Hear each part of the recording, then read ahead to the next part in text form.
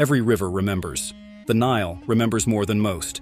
It has seen empires rise from dust and return to it. It has carried kings, warriors, traders, and dreams. But what if I told you that beneath the shadow of Egypt's fame, another civilization, just as grand, just as brilliant, once flourished? A kingdom of gold, of warriors, of queens who defied Rome itself. A world that the desert tried to erase, but couldn't.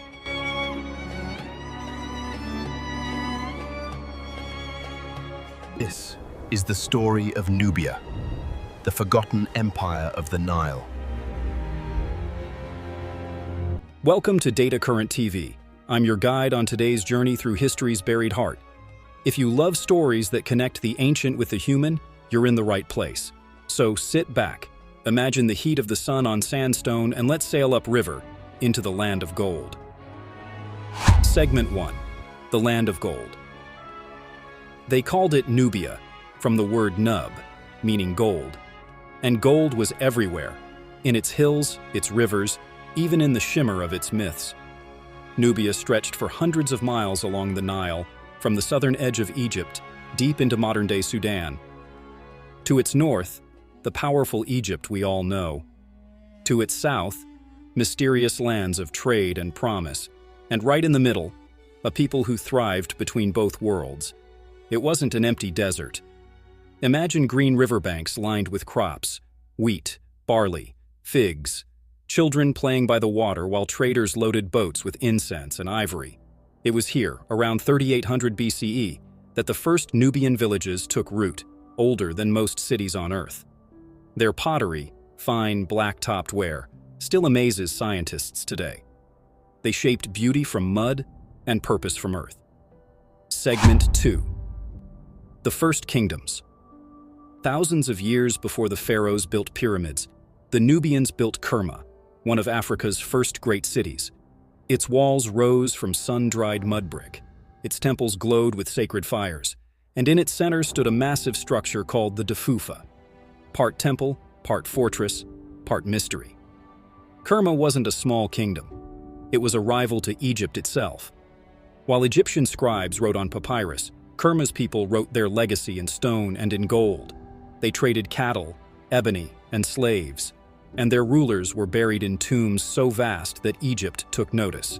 When archaeologists opened Kerma's royal tombs, they found hundreds of human sacrifices, servants buried with their kings to serve in the afterlife, a chilling sign of devotion and power. By 2500 BCE, Kerma was strong enough to challenge Egypt. They fought, they traded, they mirrored each other's gods. And in this rivalry, the seeds of Nubia's empire were planted. Segment 3. Under the Pharaoh's Shadow. When Egypt entered its golden age, its gaze turned south, to Nubia. The pharaohs wanted gold, cattle, and control of the river. They sent armies, led by kings like Thutmose I, to claim it. Egypt built fortresses across Nubia, Buin, Semna, and others, to guard their southern border. And yet something unexpected happened. Instead of crushing Nubia, they mingled with it. Nubian warriors became elite archers in the pharaoh's army, the deadliest in the ancient world. Egypt called their land Taseti, the land of the bow. Two cultures, once at war, began to blend. Temples bore both Egyptian gods and Nubian faces, but deep in the south, the Nubians remembered who they were, waiting patiently for Egypt's glory to fade. Segment 4. The Kingdom of Kush. When Egypt's power crumbled, Nubia rose again, reborn as Kush. Its capital, Napata, near the holy mountain Jebel Barkal. To the Kushites, this mountain was the home of the gods. Here, they crowned their kings, in ceremonies echoing Egypt, but uniquely Nubian. And from here, they marched north to reclaim what was once theirs. King Paye, known also as Pianki, led an army of fierce warriors and priests. He conquered Egypt's divided rulers, united Upper and Lower Egypt, and stood as pharaoh of both lands. A Nubian, now wore the double crown. His successors, like the great Taharqa, rebuilt temples, protected Thebes, and faced the mighty Assyrians with courage. Under their rule, art flourished, cities thrived, and Egypt's traditions found new life. But empires are fragile. The Assyrians invaded, forcing the Kushite kings to retreat south. Yet even in exile, they carried Egypt's soul with them, shaping a new age far from its sands. Segment 5. Meroe, the city of iron and fire. Where others saw loss, the Nubians saw opportunity. They built a new capital, Meroe. It was unlike anything the world had seen. While Rome built with marble, Meroe built with metal. Its blacksmiths forged tools, weapons, and ornaments by the thousands. Iron was their power, and Meroe became known as the Birmingham of Africa. Merchants sailed to India, Arabia, and the Mediterranean. Camels crossed deserts carrying ivory, incense, and exotic skins. Meroe's wealth was legendary, and here they wrote in their own language, Meroitic, a script still not fully deciphered, each symbol a whisper from the past, waiting for us to listen. Imagine an entire language that lived and died with its people carved into temple walls, still defying translation after 2,000 years. And those pyramids, smaller than Giza's but countless, rise like teeth of memory. Over 200 still stand. Each one holds a story of kings, queens, and their divine journey into eternity. Segment 6. The Warrior Queens of Nubia. Few empires gave women such power as Nubia did. One of them, Amanirenas, faced down the greatest power of her age, Rome. When Emperor Augustus tried to extend his empire south, Amanirenas struck first. She led her army into Egypt, destroyed Roman statues, and even took the bronze head of Augustus, burying it beneath her temple steps so she could walk over his face each day.